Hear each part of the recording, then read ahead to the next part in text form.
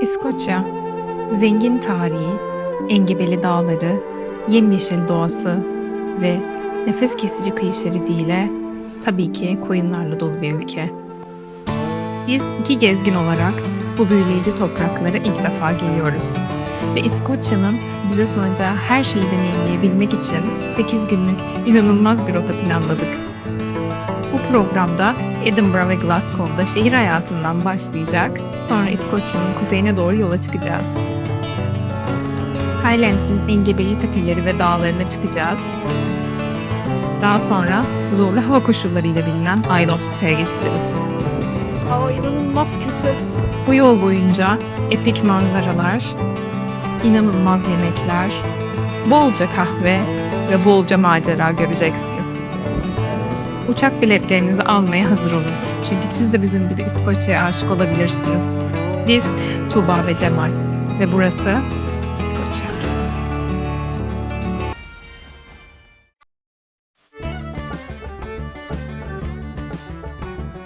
Nasıl geldiğimizi de şöyle kısaca bir bahsedelim. Çünkü ilk izlenim olarak bizce Edinburgh'da toplu ulaşım çok güzel. Aynı zamanda da çok kolay. Havalimanından daha çıktığınız gibi direkt 100 numaralı otobüsü görüyorsunuz ve bu da sizi direkt 20 dakika içinde yaklaşık merkeze getiriyor. Bus and Tram adlı uygulama üzerinden biletinizi alabilirsiniz. Aynı zamanda otobüste de ödeme yapabilmek mümkün merkeze gelebilmek için. Daha sonra biz bugün için otelimiz biraz merkezin yaklaşık bir 15 dakika dışında kaldığı için otobüsle geldik. Bugün için de günlük bir bilet aldık. Yaklaşık günlük bir kişi 5,5 pound. Bizce gayet uygun ve her yere de toplu ulaşımla gidebiliyorsunuz.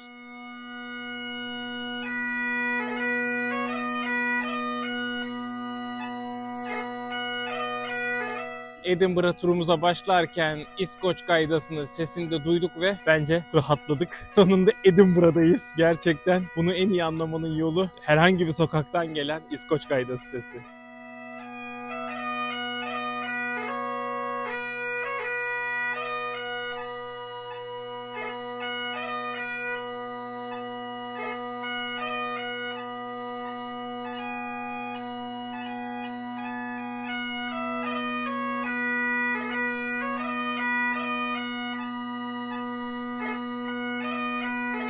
Edinburgh'a geldiğiniz zaman ilk gelmeniz gereken yer Royal Mile. Edinburgh'ın eski şehrinin kalbinde yer alıyor ve başında Edinburgh Kalesi, sonunda ise Holyrood Sarayı bulunuyor. Adını son 500 yıldır krallar ve kraliçeler için tören yolu olarak kullanılması geleneğinden alır. Her yerde dükkanlar, restoranlar, ortaçağ görünümlü binalar ile dolu. Oradayken dünyanın en iyi kaşmirlerini bulmak için bazı dükkanlara uğramayı unutmayın.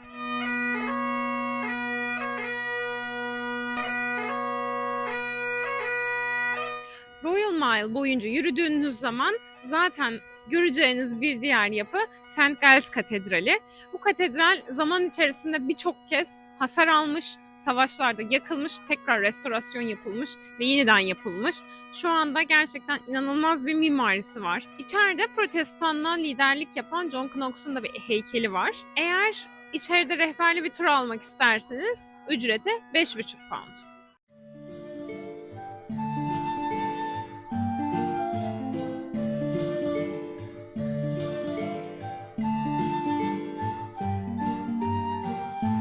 İskoçya'da bildiğiniz üzere farklı klanlar var. Şimdi burada da her klanın ayrı kendisine özel deseniyle atkısını görebiliyorsunuz. Mesela şuradaki Mackenzie'ymiş. Fraser yokmuş. Fraser arıyoruz.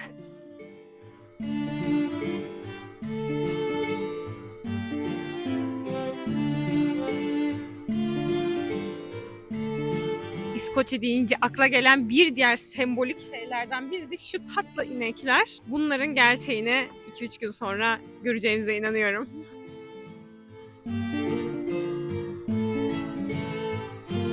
Şimdi Royal Mile'da Advocates Close diye bir yerdeyiz. Close'lar aslında böyle dar, aşağıya doğru inen geçitlere verilen bir isim. Eskiden buradan zenginler geçermiş. Burada yazdığından da görebileceğimiz üzere burada James Stewart isimli bir avukat yaşıyormuş. Bu close'ların bir diğer özelliği Eskişehir ve Yenişehir bölgelerini birbirinden ayırıyorlarmış.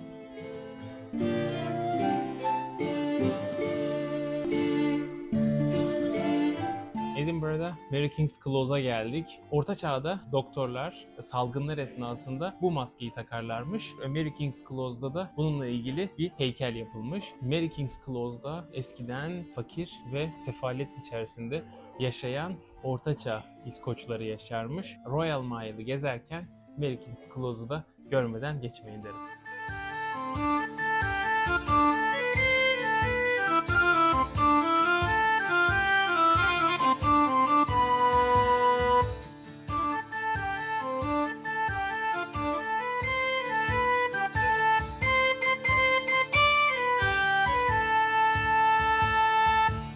Burası Royal Mile üzerindeki bir kilise ve içeride farklı farklı küçük butikler var. Çok enteresan bir yer. Dünya üzerinde gittiğimiz hiçbir ülkede böyle bir şey görmemiştik. İçeride böyle el yapımı ürünlerin satıldığı küçük butikler var. Çok keyifli bir yer. Mutlaka uğrayın.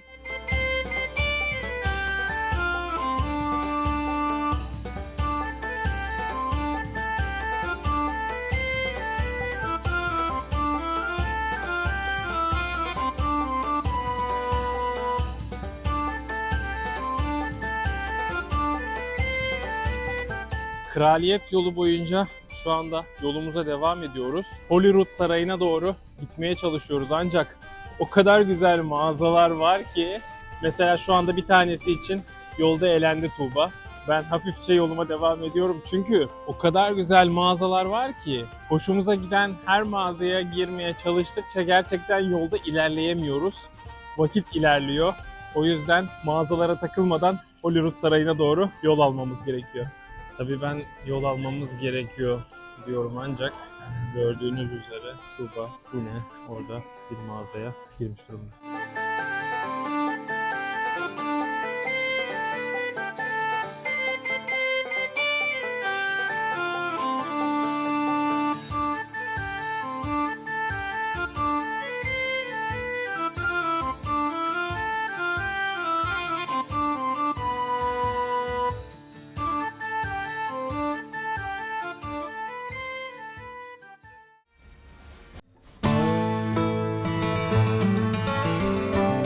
Royal Mile'ın sonunda yer alan Holyrood Sarayı, İskoçya'daki İngiliz kraliyet ailesinin bugünkü resmi ikametgahı.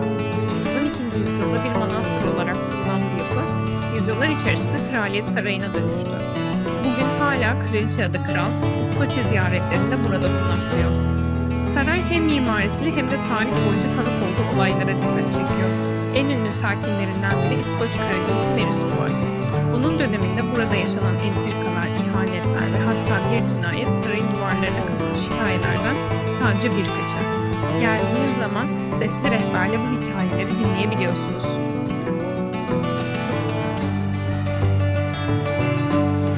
Holyrood Sarayı'na geldiğiniz zaman bahçesini gezinirken manzara böyle tırmandığı bir yer göreceksiniz. Burası artistik.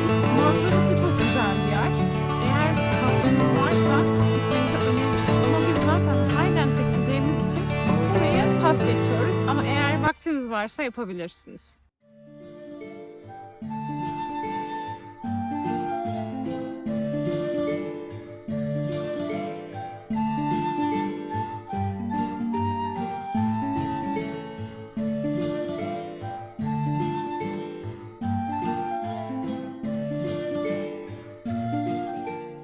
Edinburgh'da farklı farklı turları görebilirsiniz.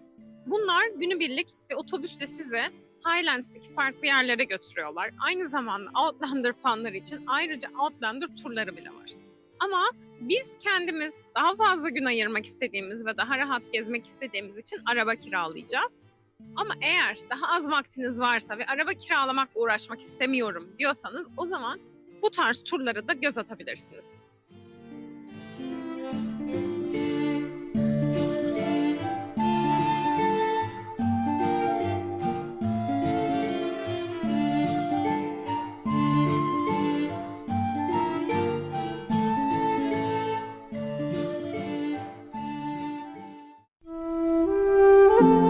Şimdi Edinburgh'da en önemli yerlerden bir tanesindeyiz. Edinburgh'ın kalesi. Bu kale yaklaşık 350 milyon yıl önce patlamış bir yanardağın üzerine yapılmış bir kale.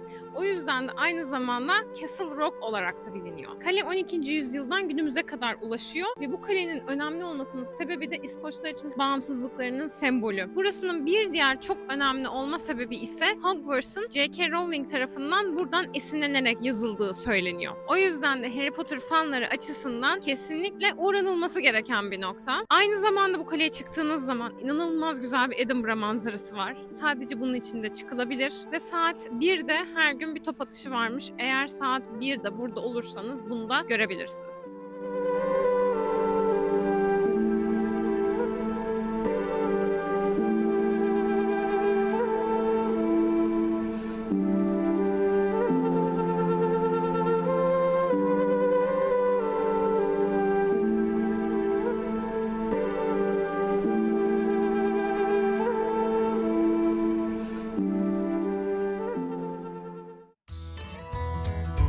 Birilerinin buralarda yaşıyor olmasını anlayamıyorum.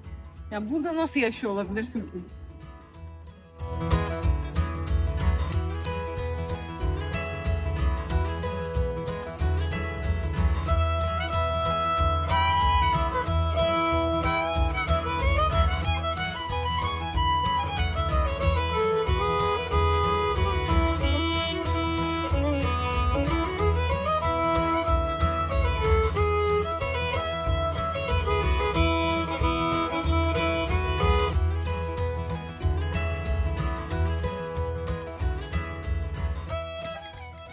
Edinburgh akşamına geçtik. Şu anda hava karardı ve Royal Mile'dayız. Burası inanılmaz güzel oldu. Her yer böyle ışıklı. Aynı zamanda da böyle birazcık spooky bir hava var. Şimdi şöyle bir etkinliğe bilet aldık.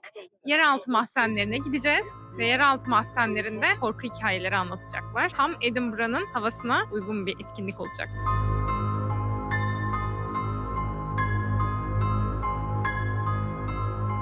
It's not bad, Chicago.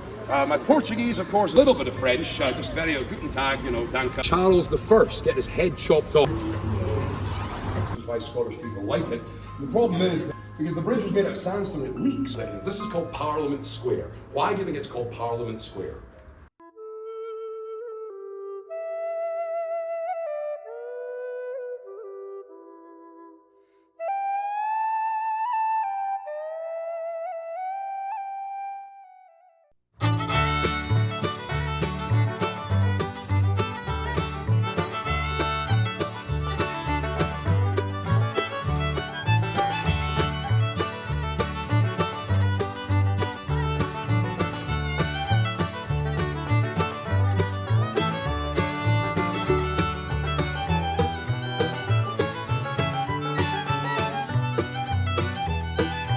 Şimdi Edinburgh'da ikinci günümüzdeyiz. İlk durağımız Dinbridge. Bu bölge 12. yüzyıldan kalan küçük evlerin olduğu aslında çok küçük bir bölge ama fotoğraf çekmek için inanılmaz tatlı bir yer. Sabah erken saatlerinde daha sakin oluyormuş. O yüzden biz de şimdi ilk olarak bugün buraya gidiyoruz. Güzel fotoğraflar çıkacağından eminim. Aynı zamanda şehrin diğer bölgesi görece daha yeni. 18. yüzyıllardan kalma diyebiliriz ama burası 12. yüzyıldan kalma bir bölge olduğu için diğer bölgelerine göre çok daha farklı. Aynı zamanda Old Town bölgesinden buraya gelirken de çok güzel kafeler gördük. Bir de şunu söyleyebiliriz. Buraya yine çok taşımayla gelebilmek mümkün. Yine uğramamıza gerek yok. Ve gerçekten bu taşımayla sonuçta 2 katlı olduğu için kesinlikle çok keyifli oluyor. Hiç turistik otobüslere hiç binmenize gerek yok. Normal otobüslerde çok güzel manzaralar görerek gelebiliyorsunuz.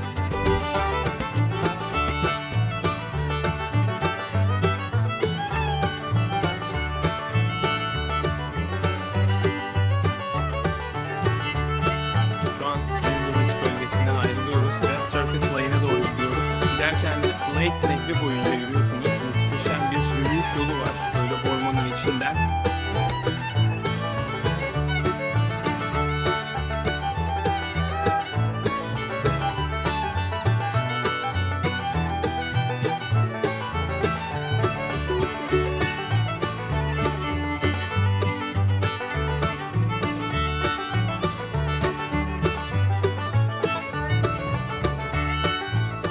Edinburgh'a İlk geldiğiniz zaman muhtemelen geleceğiniz yer Fraser Street olabilir. Çünkü havalimanından gelirken burası aslında merkez oluyor.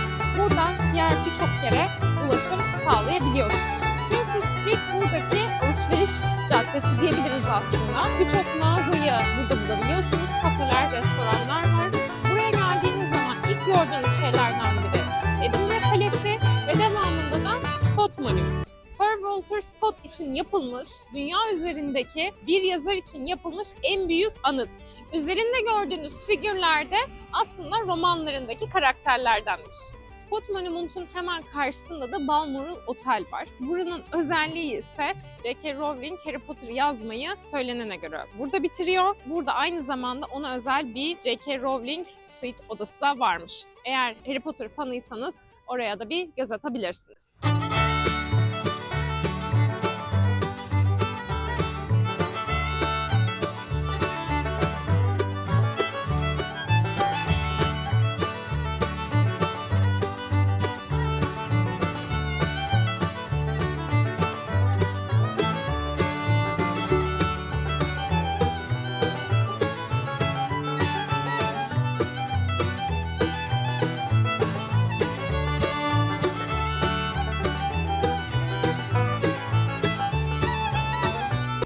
Şu anda Victoria Street'teyiz. Burası Edinburgh'ın en meşhur, en ikonik, bütün fotoğraflarda gördüğünüz caddesi ve şu anda da oldukça kalabalık. Normalde Edinburgh'da evler gerçekten tamamen renksizken Victoria Street'te gördüğünüz üzere rengarenk boyamışlar. Bu da buraya farklı bir hava katmış. Burada çok güzel dükkanlar var ve aynı zamanda Harry Potter fanları için de çok güzel noktalar var. Bunlardan en önemlisi Elephant House. Burası da aynı zamanda Harry Potter'da Diagon Alley'e ilham veren cadde.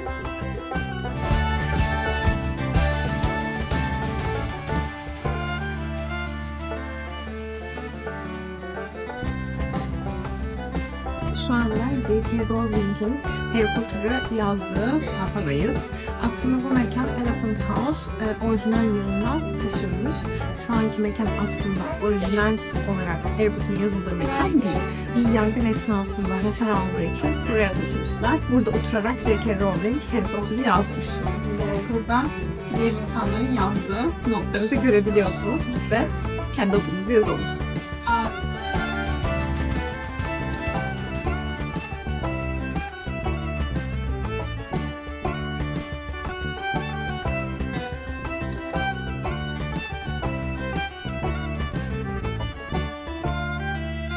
Edinburgh'da Grassmark'ta geldik. Burası zamanında büyükbaş hayvan pazarıymış aslında. Ancak halka açık idamlar da burada gerçekleştiriliyormuş. Şu anda da Grassmark'ta kafeler, restoranlar ve de hediyelik eşya dükkanları var.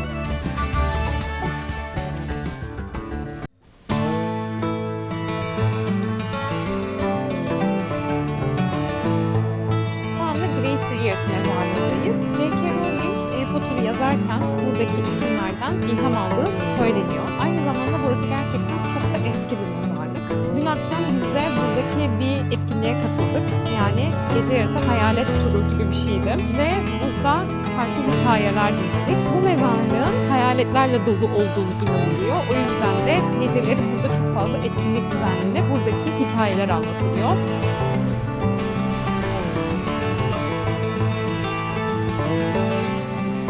Greyfriars mezarlığına geldiğiniz zaman burada çok enteresan bir yer var. Burası şu an kilitli, içerisi bir hapishaneymiş. Yaklaşık 1600'lü yıllarda o zamanki krala karşı ayaklanan yaklaşık 5-6 bin kişi savaştıktan sonra krala karşı kaybediyorlar ve burada bilmem fazla kişiyi aylarca üstü açık şekilde esir olarak tutuyorlar.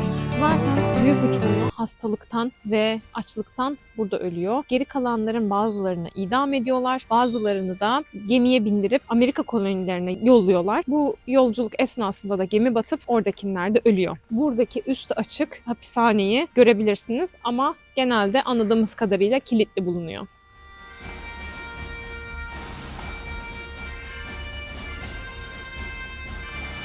Greyfriars mezarlığındaki bir diğer önemli noktadayız. O da meşhur Bobby. Bobby, Edinburgh'da yaşamış olan bir köpek. Sahibi öldükten sonra 14 yıl boyunca sahibinin mezarının yanından ayrılmıyor. Gün içinde sadece yemek yemek için ayrılıp tekrar geliyormuş ve 14 yıl boyunca o mezarlıkta beklemiş. Daha sonra Bobby ölmüş ve öldükten sonra da Greyfriars mezarlığına gömülmüş. Yanımda görmüş olduğunuz yere. Aynı zamanda Bobby'nin hemen bu alanın dış noktasında bir anıtı da var ve burnuna dokunmanın şans getirdiğine inanılıyor.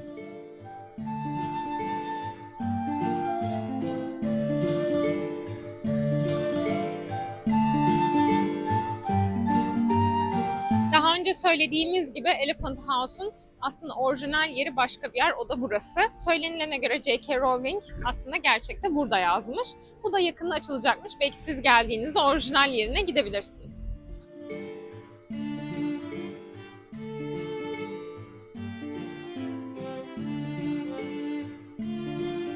Sekiz günlük İskoçya turumuz bir sonraki vlogta Glasgow'la ve daha sonra Highlands'le devam edecek. O yüzden takipte kalmayı, beğenmeyi ve lütfen abone olmayı unutmayın. Bir sonraki videoda görüşmek üzere.